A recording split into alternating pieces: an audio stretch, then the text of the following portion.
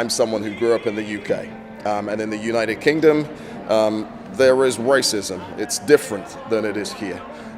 We grew up with a certain sense of affinity to what had happened in the civil rights movement here.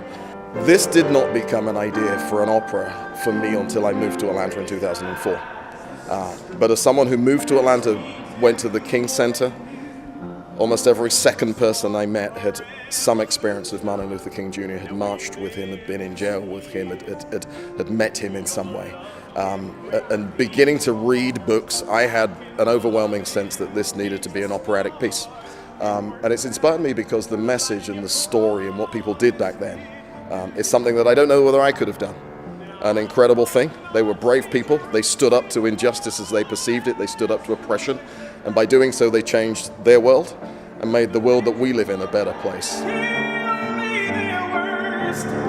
They cross the town in a home just like... I am a young African-American girl from Detroit, Michigan, and my family's from Alabama.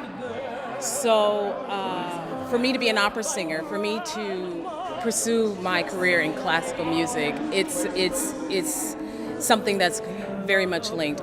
His wife was an opera singer as well, and I think what he means to me is there's an open-mindedness and an open-heartedness. It's the type of attitude that allows you to open yourself up to new experiences. I grew up, we have Motown in Detroit, and I grew up with gospel music, and I also have a huge passion for classical music. And I think with him, it's about no limitations, no boundaries, and embracing everything, not just what you're accustomed to, what you're comfortable with. So that's more of what it means to me as an artist under the influence of Martin Luther King Jr.